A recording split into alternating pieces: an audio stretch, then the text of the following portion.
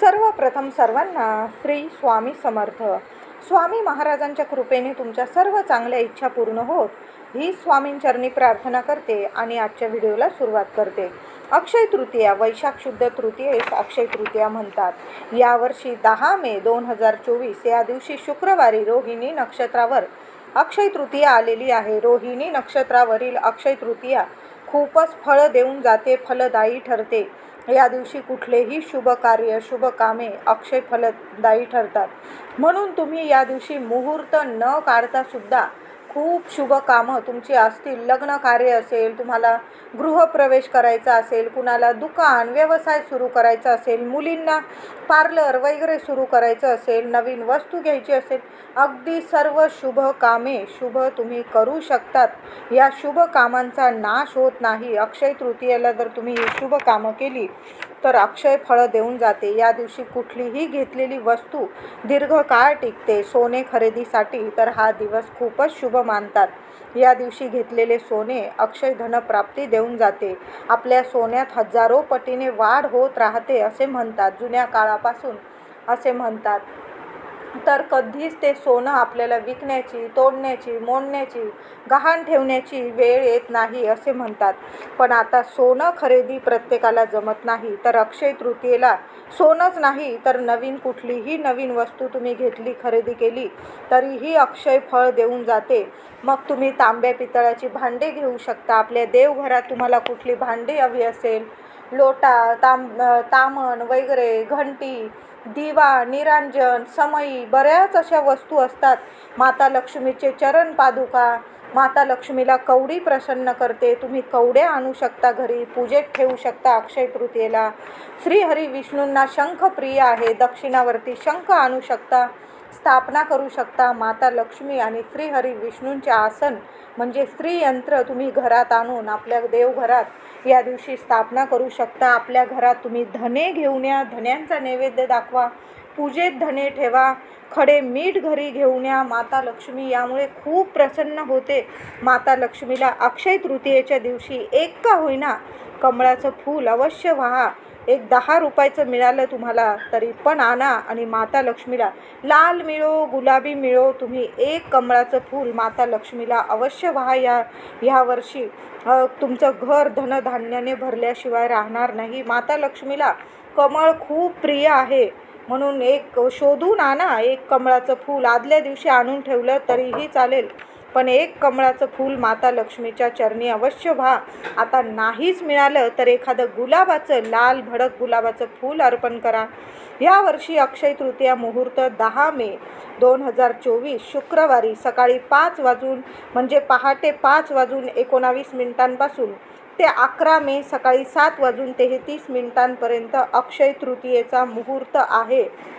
रोहिणी नक्षत्र मुहूर्त 10 मे सकाळी 10 वाजून 34 मिनिटांपासून ते 11 मे पहाटे 3 वाजून 18 मिनिटांपर्यंत आहे. रोहिणी नक्षत्रावर अक्षय तृतीयात कुठलीही चांगली कामे फलदायीच ठरतात.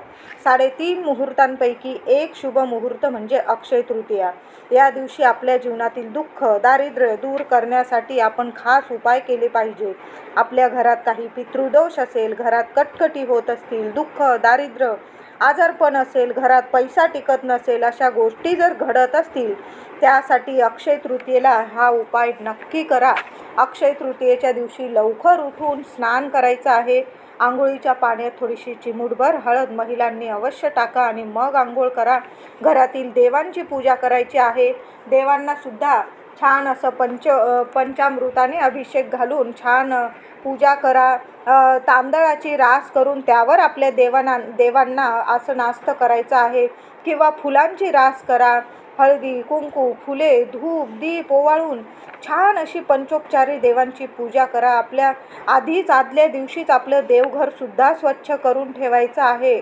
देवघरात आपल्या काहीच अडगळसुद्धा राहायला नको. आधीच नीट देवघर स्वच्छ करून ठेवा आणि अक्षय तृतीयेच्या दिवशी छान अशी पंचोपचार पूजा करा. या दिवशी खीर, पोळी, पुरणपोळी किंवा पुरीचा नैवेद्य तयार करावा. आधी संपूर्ण नैवेद्य देवाला दाखवावा आणि नंतर एका ताटात खीर, पोळी किंवा पुरणाची पोळी, आंब्याचा रस, सगळं असं अन्न घेऊन कुस्करून घ्यायचं आणि आपल्या पितरांचे नावे घेऊन गच्चीवर किंवा खिडकीत हे घास ठेवावे. तुम्ही जे जेवण बनवलेलं असेल, वरण, भात, भाजी, पोळी, खीर, पुरणपोळी, आंब्याचा रस, सगळं अन्न एका ताटात घ्यायचं आणि ते कुस्करून घ्यायचं. त्यावर थोडंसं गाईचं तूप टाकायचं आणि ते अन्न कुस्करून घ्यायचं. आपण लहान मुलांना जसं कुस्करून खाऊ घालतो तसं कुस्करून घ्यायचं आणि गच्चीवर किंवा खिडकीत जिथं तुमच्या घराजवळ कावळे येत असतील, अगदी दाराबाहेर येत असतील, तिथंसुद्धा तुम्ही असे घास ठेवले चालेल. कावळ्याला खाण्यासाठी केळीच्या पानावर ठेवायचा हा घास. आठवणीने थोडंसं केळीचं पान आधीच आणून ठेवा, एखादं केळीचं पान, आणि त्यावर देवांना नैवेद्यातसुद्धा केळीच्या पानावरच नैवेद्य काढायचा आहे. तुम्ही पूर्वजांना नैवेद्य काढत असाल तोसुद्धा केळीच्या पानावर काढा. कावळ्यालासुद्धा केळीच्या पानावरच नैवेद्य ठेवायचा आहे.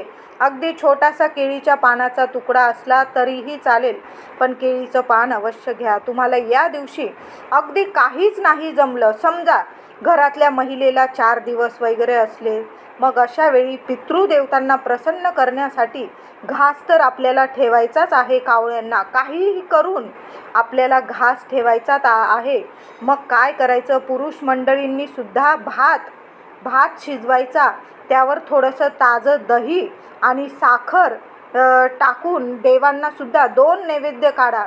2 ठिकाणी दही भात काढा. एक देवांना नैवेद्य दाखवून थोडासा दही भात साखर गच्चीवर किंवा खिडकीत जिथं तुमच्या इथं कावळे येत असतील तिथं तुम्हाला कावळ्यांना ठेवायचा आहे तो घास. अगदी घासभर जरी तुम्ही ठेवला दही भात साखर तरीही चालेल. थोडासा दही भात नक्की ठेवा. आता महिला चांगल्याच असतील, नसेल पाळी वगैरे आलेली किंवा 4 दिवस नसेल तर अवश्य छान असं पुरणाचा नैवेद्य करा. खीर, पोळी किंवा तुम्ही जो नैवेद्य बनवत असाल तो बनवायचा आणि आपल्या पूर्वजांसाठी कावळ्याला अवश्य ठेवायचा आहे. आपले पूर्वज कावळ्याच्या रूपात येऊन हा घास नक्की ग्रहण करतात, खातात, तेव्हा आपले पितृ तृप्त होतात, प्रसन्न होतात. ही अंधश्रद्धा नाही, हे खरंच आहे.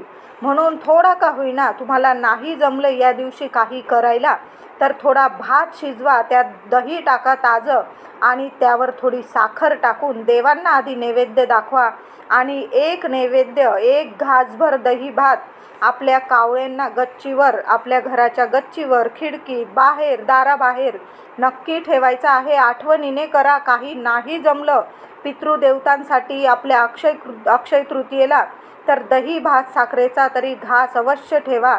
आपल्या घरादाराला लागलेला पितृदोष संपूर्ण दूर होतो. घरात सुख शांतता नांदते. तुमच्या गच्चीवर घराजवळ कावळे येत नसतील, आता नाहीच मिळाला कावळा, येतील बघा, करून बघा, ठेवून बघा, आणि नाहीच आले कावळे तर तुम्ही तो नैवेद्य गाईला सुद्धा खाऊ घालू शकतात. गाईला नैवेद्य खाऊ घालताना आधी गाईला हळदी कुंकू लावावे, मगच नैवेद्य खाऊ घालायचा आहे. आता महिलांना जर असं करता येत नसेल हळदी कुंकू, पुरुष मंडळींनी पण नुसती थोडासा नैवेद्य चपाती किंवा काही पण गाईला खाऊ घातलं तरीही चालेल. नमस्कार करा. गाईला पितृदोष दूर होण्यासाठी प्रार्थना करायची आहे. अक्षय तृतीयेला हा उपाय खूपच शुभ ठरतो, फलदायी ठरतो. संपूर्ण पितृदोष दूर होऊन घरात सुख शांतता नांदते. प्रत्येक कामात तुम्ही यशस्वी व्हाल. घरातील काही लग्न कार्य अडचणी येत असतील त्या दूर होतील. मूलबाळ होण्यात अडचणी येत असतील, असे प्रॉब्लेम येऊ शकतात पितृदोष असल्यामुळे. मग अक्षय तृतीया वर्षातला एक दिवस असतो जेव्हा आपण पितृदेवतांना प्रसन्न करू शकतो. म्हणून काहीच नाही जमलं तर आपल्या गच्चीवर दही भात साखरेचा एक घासभर तरी ठेवायचाच आहे. कावळ्यांना तृप्त करा या दिवशी. पितरांना देव्हाऱ्यात देवांना खीर पुरी किंवा दही भात साखरेचा नैवेद्य दाखवल्याने माता लक्ष्मी प्रसन्न होऊन सोन्यासारखा आशीर्वाद देते. त्याचबरोबर या दिवशी दक्षिणेकडे उभे राहून पूर्वजांना नमस्कार करायचा आहे. तुमच्याकडं असेल फोटो तिथं नमस्कार करा, नसेल फोटो तरी पण दक्षिण दिशेकडं एक दिवा लावून द्या आणि नमस्कार करा. पूर्वजांना प्रार्थना करा. त्याचबरोबर एक धूप जाळायचा. पितृदेवतांसाठी एक दिवा पण लावा, धूप पण जाळा आणि तुम्ही खीर केलेली असेल तर त्या धुपावर थोडीशी 4-5 थेंब खीर टाकून हा धूप संपूर्ण घरात फिरवायचा आहे. अत्यंत शुभ फलदायी उपाय. हा उपाय खूप चांगला आहे. आपले पितृ प्रसन्न होतात, घरातील पितृदोष कायमचा दूर होतो, धन, पैसा, समृद्धी सर्व काही मिळते.